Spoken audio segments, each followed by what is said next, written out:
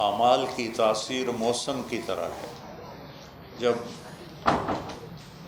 برے عمل بن جاتے ہیں تو موسم خراب ہو جاتا ہے، اور جب اچھے عمل بنتے ہیں تو موسم اچھا ہو جاتا ہے.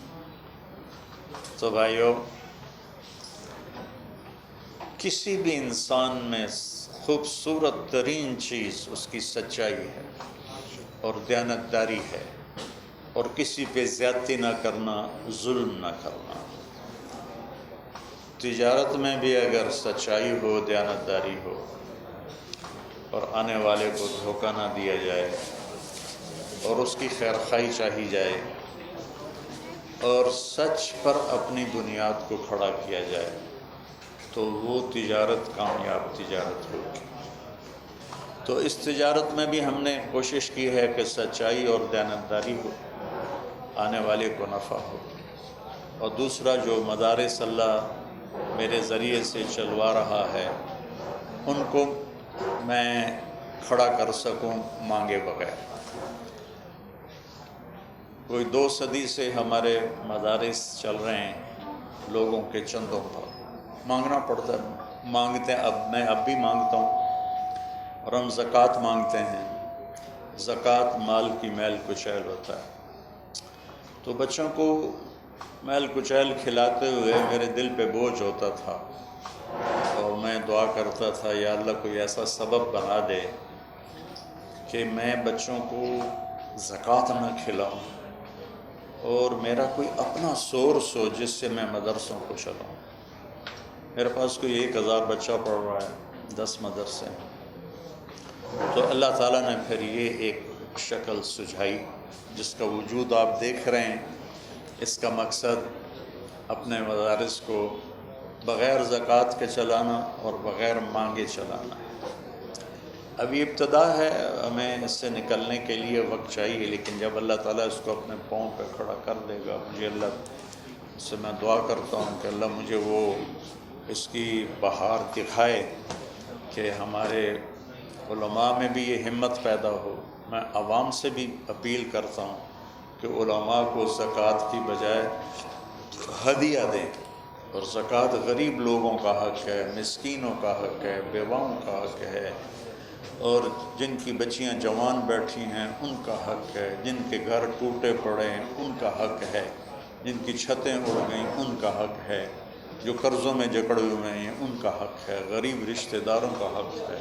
زکوٰۃ ان کو دینی چاہیے. اللہ کرے گا، یہ وقت بھی اللہ لائے گا.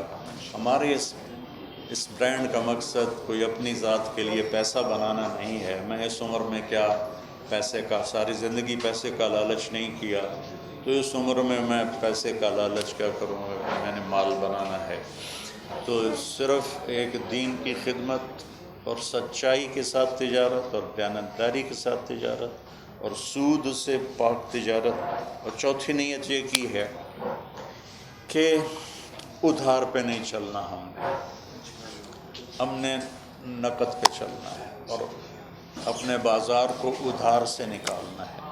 جب تجارت ادھار پہ ہوتی ہے تو پرائسز اپ ہو جاتی ہیں، وہ نیچے آ ہی نہیں سکتی.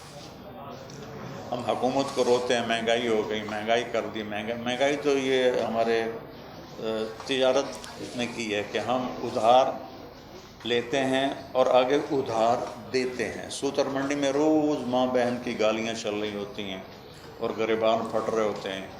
ادھار دیا ہوا ہے، ادھار لیا ہوا ہے. لینے والا آ گیا، دے گئی، اور دینے والا اندر جو میرے تو وہ چاہیے لے، میرے کو تو ہے ہی کوئی نہیں، تو جی اگلے ہفتے آئے جی، حالانکہ اس کے سیف میں پیسے پڑے ہوتے ہیں. وہ جی ہے ہی نہیں، اگرائی کوئی نہیں، تو اگلے ہفتے آئے جی، چل میرا بھائی، گریبان پکڑے گئے. حضرت عبد الرحمن بن عوف کا فرمان ہے، وہ ٹاپ 10 صحابہ میں ہیں. اتنے مالدار تھے، جب ان کا انتقال ہوا تو ان کے پاس 1000 گھوڑے تھے، 1000 اونٹ تھے، 10,000 بکریاں تھیں. ان کی 4 بیویوں کو وراثت میں، بیوی کو 1/8 ملتا ہے نا، تو 4 بیویاں ہو گئیں. ان میں وہ 1/8 4 بیویوں میں جب تقسیم ہوا تو ایک بیوی کو 1.5 ارب روپے آیا تھا. اتنے مالدار تھے. وہ فرماتے ہیں میری تجارت کا اصول ہے، میں نے کبھی ادھار خریدا نہیں. ٹھیک ہو گیا. جب آپ نقد خریدیں گے تو دینے والا خود بخود پرائس کو نیچے لائے گا، جتنا لمبا ادھار ہوگا اتنا وہ پیسے ایڈ کرے گا، وہ پیسے پھر ہماری جیب پر آ کے پڑیں گے۔ پھر فرمایا میں نے کبھی ادھار بیچا نہیں، تو ادھار بیچنے سے پھر پرائسز نیچے آئیں، کیونکہ نقد بیچنے پر وہ پروفٹ نہیں ہوتا جو ادھار بیچنے پر ہوتا۔ تیسرا، میں نے ذخیرہ اندوزی کبھی نہیں کی۔ تو ذخیرہ اندوزی کرنے سے یہ لوگ بازار خالی کر کے قیمتیں اوپر بڑھا دیتے، کبھی ذخیرہ اندوزی نہیں کی۔ اور میں نے کبھی اپنے سودے کا عیب نہیں چھپایا۔ یہ میری 4 کوالٹیز تھیں، انہی 4 پر ہم نے اللہ سے مانگا ہے کہ اللہ ہمیں اس کام کو آگے بڑھائے۔